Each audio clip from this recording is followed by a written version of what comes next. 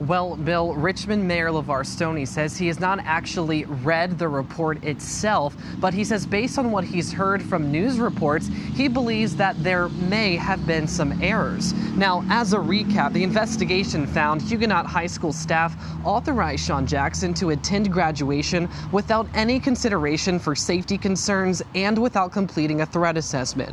Jackson, the graduate who was shot and killed here, was a homebound student due to threats of violence, and his mother gave numerous warnings to his counselor and principal about security issues, like how students tried to literally kill him and shot up their home. Now, despite this, a counselor decided to just squeeze him in the day of the ceremony after acknowledging that his presence at a graduation rehearsal just a week before could be dangerous.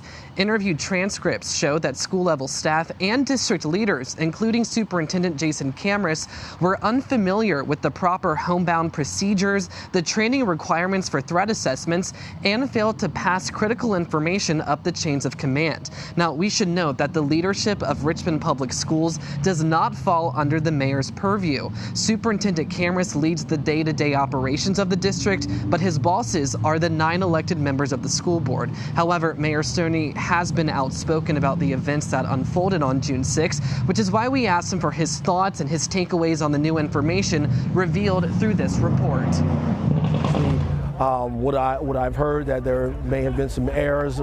I have not been able to dig deeply into the actual report, but I am sure that we will get to the bottom of a lot of this come next month when the trial begins. I do have faith in the administration over at RPS, but I hope they're listening to the parents, those who are the stakeholders as well, because at the end of the day, every parent wants their kid to go to school and come home.